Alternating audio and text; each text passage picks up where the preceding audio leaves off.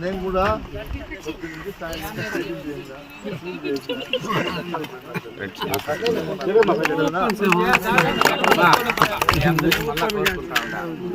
జగన్ అన్న ఏం మాట చెప్తే అది ఎంత కష్టమన్నా మీ ఇంటికి చేరుతుంది.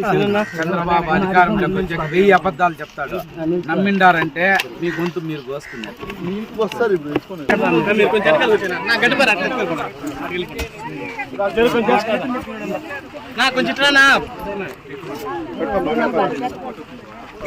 బాబు మీరంతా పెట్టుకోండి తనలో. జై జగన్, జై జగన్, జై జగన్.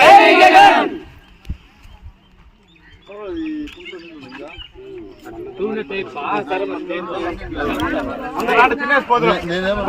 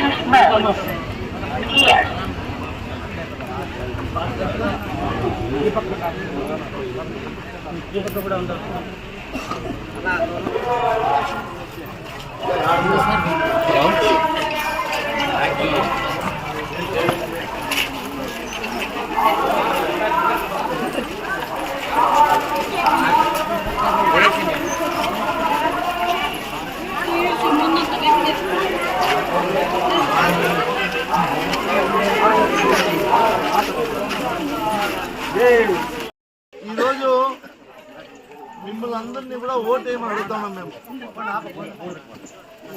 గుర్తుపెట్టుకోండి, జగన్ ముఖ్యమంత్రి అయిన తర్వాత మంచి జరిగింది. చంద్రబాబు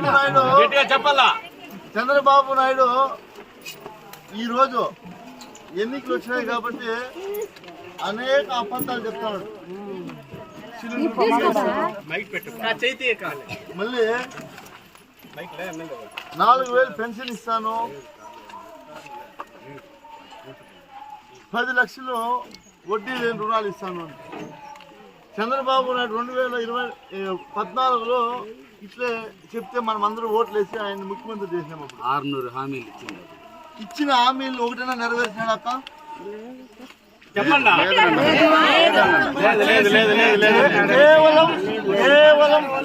ఎలక్షన్ కోసము మహిళలందరినీ ఎట్లా మోసం చేస్తే వాళ్ళు ఓట్లు వేస్తారు.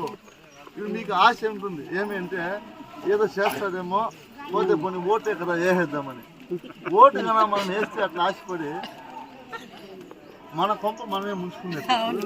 నిజమా కదా? దానికి ఎందుకు చెప్తాను ఈ మాట అంటే 2014లో అలివి కాని హామీలు 600 ఇచ్చినాడు. అవి ఏమేమి ఒకసారి చెప్తా. మీకు అందరికి డోక్రా రుణమాఫీ చేస్తామని చెప్పినాడు కదా. డోక్రా గ్రూప్ ఎవరికైనా రుణమాఫీ చేసినాడా? ఆ అప్పు మన 5 సంవత్సరాలు జగన్ తీర్చినాడు. నిజమా కదా? ఈ పెద్ద మనిషి చంద్రబాబు నాయుడు అప్పుడు చెప్పినటువంటి మాట తెలుసుకోవాలంటే ఈ గ్రూప్ అప్పు అయిందా? అదొకటి.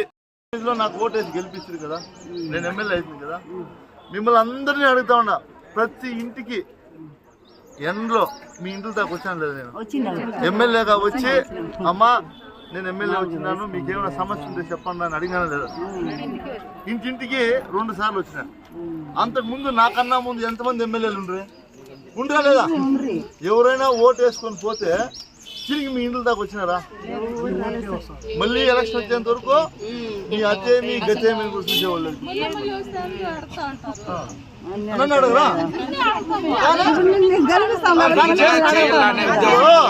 నేను వచ్చింది అడిగింది ఏదైనా. ఇప్పుడు నువ్వు కష్టంలో ఉంటే నువ్వు నాకు ఓటు వేసి గెలిపించినావు. నీకు కష్టం ఉన్నా సమస్య ఉన్నా తీర్చాల్సిన బాధ్యత ఎవరిది? మాది, ప్రభుత్వంది. కాబట్టి ఇంటింటికి ఎంత కష్టమైనా నేను ఎమ్మెల్యే అయిపోయినానని చెప్పి ఇంట్లో కూర్చోలేదు కదా, ఇంటింటికి వచ్చినా కదా. ముందున్న ఎమ్మెల్యేలు ఎందుకు రాలేదు? ఇదే దీన్ని మీరు గుర్తుపెట్టుకోండి. ఇప్పుడు ఎలక్షన్ కోసం వస్తా ఉన్నారు, రేపు వాళ్ళ డబ్బులు బాగా సంపాదించినారు. వాళ్ళు మాకన్నా ఎక్కువ వేయచ్చు, ఓటుకి 5,000 కూడా ఇస్తారు. తీసుకోండి. కానీ మీరు ఓటు వేయాల్సింది ఎవరికి? అది గుర్తుపెట్టుకో. జగనన్న ఒక్కడు గెలిస్తే అన్ని పథకాలు మీ ఇంటి దగ్గరికి వస్తాయి. అన్నిటికంటే ఇంకో విషయం నేను చెప్తాను. ఈరోజు మీరు ఉపాధి హామీ బంద్ చేస్తున్నారు. రమణ వేరే వాళ్ళు డ్రా చేస్తా ఉంటారా? లేదు కదా. వాళ్ళు జేసీబీలు పెట్టి ఒక రోజు జేసీబీతో ముందు కట్టకేసి 10 లక్షలు బిల్లులు చేసి ఉద్యోగం ఇస్తామన్నా. ఎంతమంది ఉన్నారు మీకు బిడ్డలు? 50 బిడ్డ కన్నా ఉద్యోగం ఇచ్చినాడా? చెప్తే కదా. రైతు రుణమాఫీ అని చెప్పా. మనం అంతా రైతులే కదా. ఎవరికన్నా రైతు రుణమాఫీ చేసినాడా? చేశాడా పెద్దమ్మా? లేదు కదా.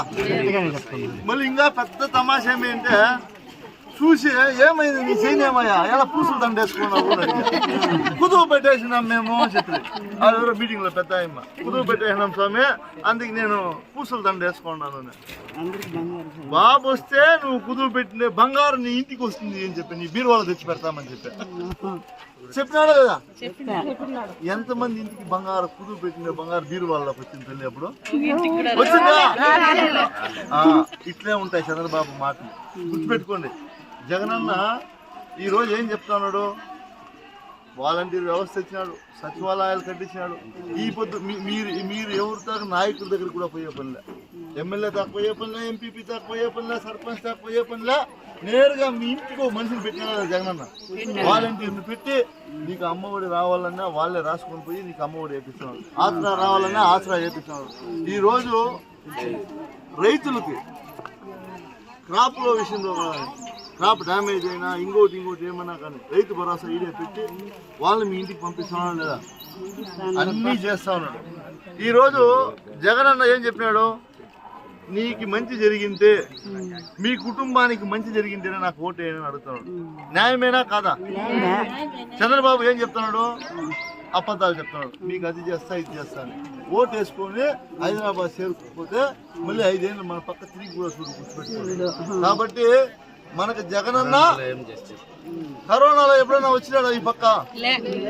పోనీ ఎప్పుడైనా మిమ్మల్ని అందరినీ అడుగుతాను ఇంకా ఒక మాట,